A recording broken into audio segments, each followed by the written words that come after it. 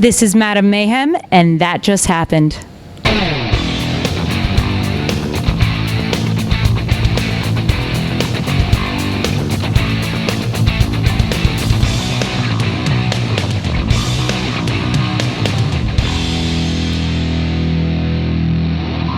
Hey guys, it is Front Row Joe with That Just Happened. We're here at Revolution Live, actually in the back part in Stache, my whiskey collection. Do you like it, May? I love it. It is unbelievable. I mean, check it.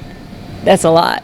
I think we can get through it before your set time. What do you think? Challenge accepted. Challenge accepted. Well, we certainly appreciate you hanging out with us, and it's kind of a little bit of a homecoming for you after spending, 3 years just down the road at University of Miami at Frost School? Yep, that is correct. Yeah. It feels like it. Like NonPoint said, it's going to be one of our hometown shows. I was like, ooh, me too, though, because I have a lot of family that are here and a lot of friends, being from, the U and all that. So I'm very excited about it. Very cool. So what was the live music scene like back then?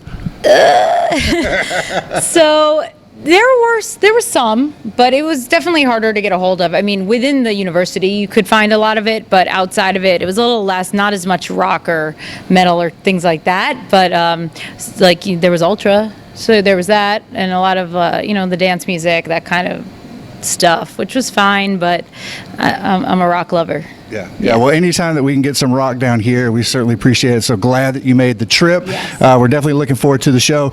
Let's jump into your songwriting, because you collaborate, and it's well documented. You collaborate with a lot of great guys: Billy Sheehan, Winery Dogs, Keith Wallen, Breaking Benjamin. Whenever you collaborate, what's more important, an open mind or a thick skin? Both.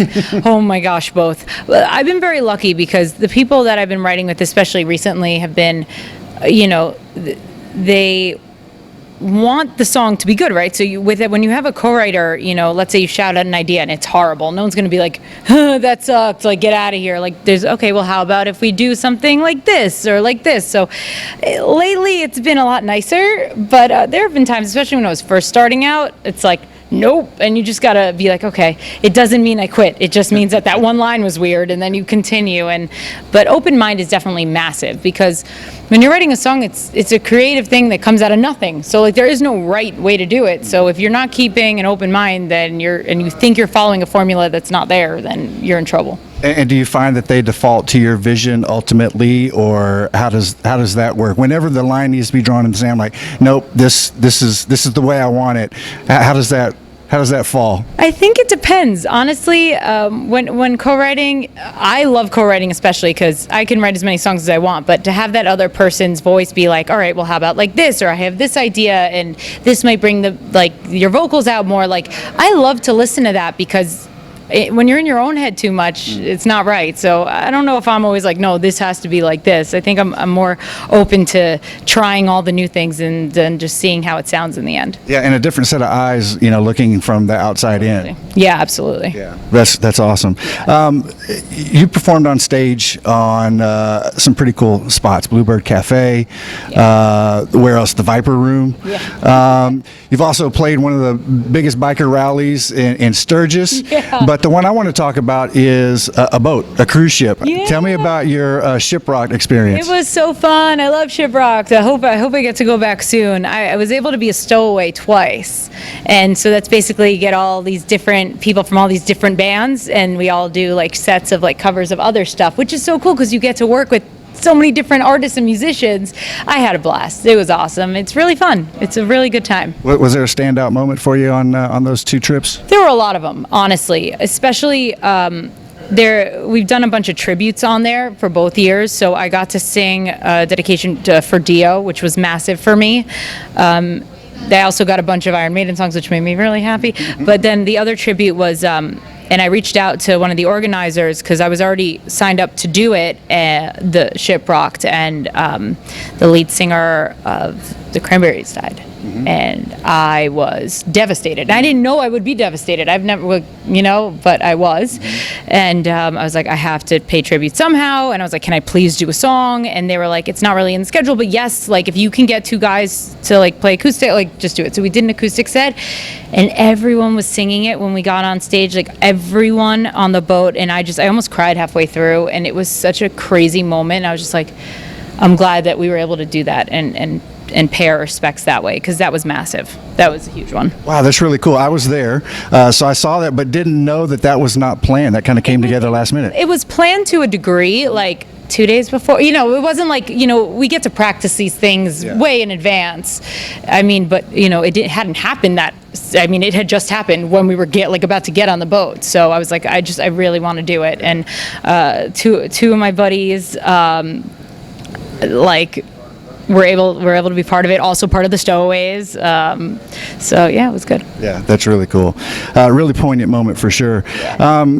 So you've hit what some would consider a milestone earlier this year, and it was the first day of NAMM. Yes. Would your 18-year-old self look at your age now and believe where you are? I don't know. I mean, honestly, ever since I was young, I knew this is what I wanted to do. So it's not like, oh, I can't believe I'm doing this, because I never really saw another future for me. So I guess she's just like, yeah, keep going. Why aren't you doing more? What's wrong with you? I think is more of the reaction my 18-year-old self would have had. But I thought I'd cry, but I didn't. Yeah. So we're good. Awesome. That's great. So your last album, Ready for Me, our latest album, you said that and I'm quoting here, it's really my entire life. Everyone gets to know everything I'm dealing with and how I'm feeling.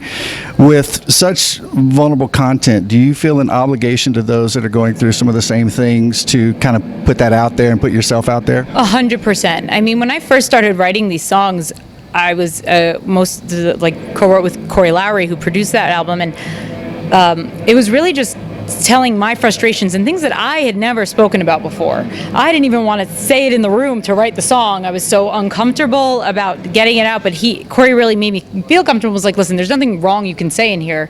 I'm not going to go tell anyone, let's get the songs out. And once they came out, I was like, oh no.